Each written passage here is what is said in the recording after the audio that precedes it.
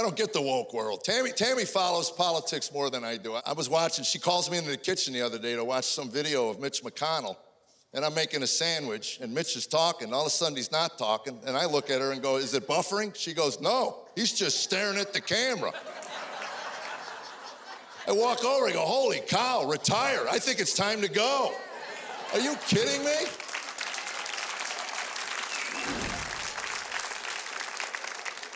These guys are falling down. We got politicians just falling down. Biden's falling down.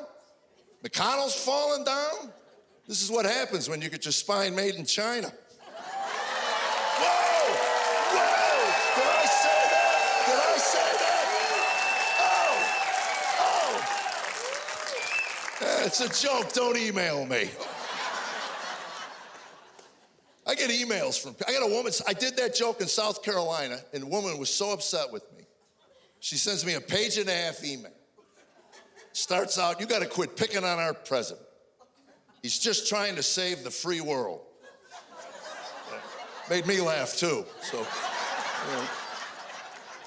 Again, I'm a casual observer of the culture, but you know, if you wanna save the free world, I don't know, you could start by not leaving 86 billion in military hardware in the hands of a 12th century worldview, you know? I don't know.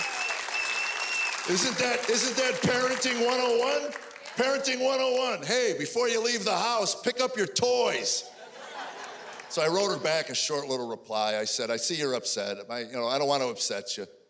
I have one question for you. You don't even have to reply to me. Just answer this question honestly for yourself. If you owned a Starbucks, would you let Joe Biden run your register? You'd let him greet at the door. He's an affable guy, right? You'd let him greet your customers because he's a great storyteller, right? He would regale them with stories how years ago, he, Joe Biden, was raised in the Colombian forest by Juan Valdez himself. And he picked those beans they're roasting right now for your cup of coffee. You'd be so impressed. You'd say, thanks, Joe. Yeah, I just had a cup of Joe with Joe.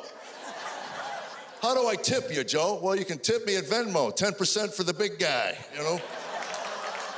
And if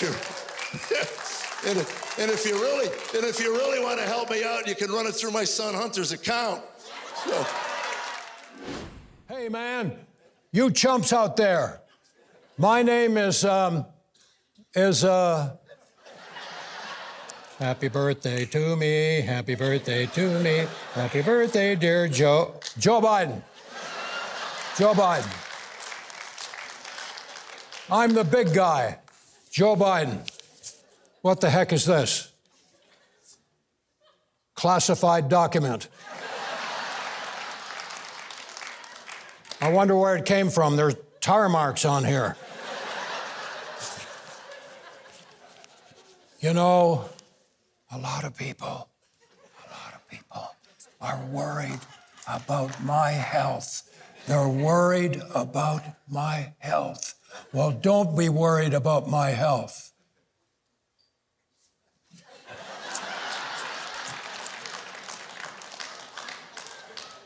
I'm in perfect health. I'm in perfect health.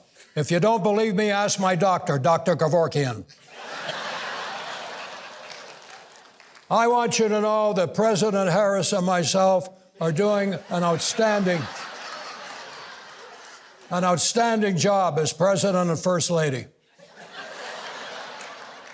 Now, don't laugh. We're doing the work right now of three people, Larry, Curly, and Moe.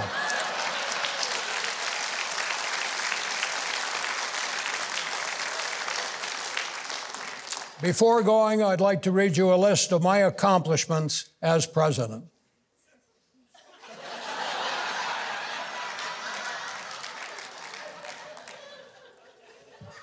I kept my son out of prison. Thank you. Thank you, America. Happy Easter.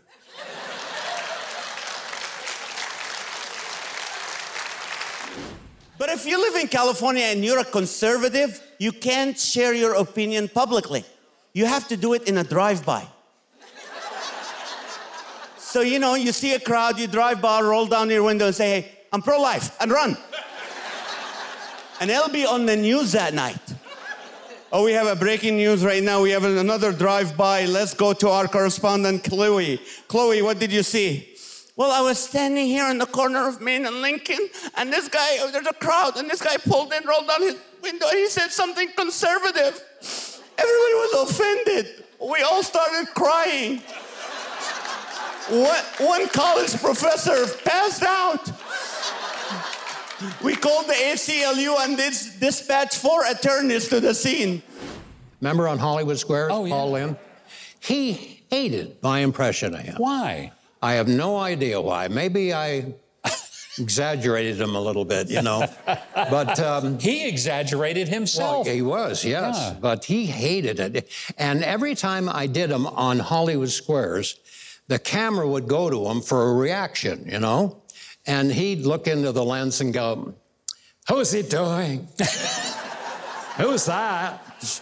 That's disgusting. Get a day job."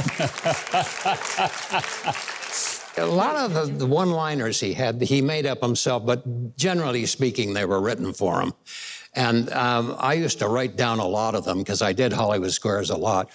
And I remember there was one that I thought was kind of amusing. Was one night Peter Marshall, who was the host, said this to Paul Lynde: "Paul, when is a person, do you think, legally dead? When the brain stops functioning, or when the heart stops beating?" You know what Paul said? What? "Oh, it would have to be when the heart stops beating." Good Lord, if we determined it by the brain stops functioning, we'd wipe out the Democratic Party.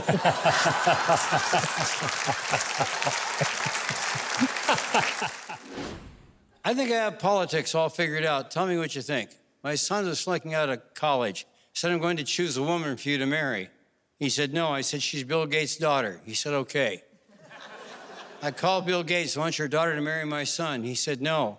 I said, "He's the CEO of World Bank." He said, "Okay." I called the president of World Bank. "I want you to make my son the CEO." He said, "No." I said, "He's Bill Gates' son-in-law." He said, "Okay." You can't put stuff on the internet, y'all. What is wrong with you? Don't take stupid pictures. And that even means Facebook. Girls, come on. I don't want to see your cleavage and your macaroni and cheese. I am so tired. I am so tired of excellent cooks in skinny waist, and they spend all day fixing that photograph. And if you put it out there, it never goes away. That's what they say. That picture is in the basement of Hillary Clinton's house right now. It's probably the screensaver on Hunter Biden's laptop. That's all I'm saying. So I moved out to the country. I built a house. It was so wonderful, but the construction guy, he went way over budget, which means we had to raise the debt ceiling. I know. And then my liberal snowflake son moved home because he liked to have his own room. Wasn't that precious? And it's free. So every time I fix him lunch, I cut 30% out of his food and eat it myself. You were one of the best at doing Richard Nixon. He gave you plenty of material, I'm sure. Oh, yeah, Nixon was great. He really was. And Reagan, well, he was my all-time favorite. And he loved what you did in his presence. You know, when I performed at the White House, and I did a number of times, and one time I was there, and we usually talked after the function was over, and he would, get in a corner with me, and then Nancy would say, "Honey, we're waiting for you in the next room for coffee." And he'd say, "Well, I know, but I'm telling Rich a story." And then she'd say, "Well, make it a short one." And I asked him one time, I said, "Is it true?" And I read this in some book somewhere, but is it true that you were the first choice to play the lead in Casablanca? And I'd read that somewhere. Really? You know what he said to me? What? "Well, yes, that's true, but unfortunately they gave the part to Ingrid Bergman." If you haven't subscribed to the channel yet, I hope you will now. The button is just below this video, and there's a little bell next to it. If you click on those, YouTube will reluctantly start letting you know when we've got a new video uploaded.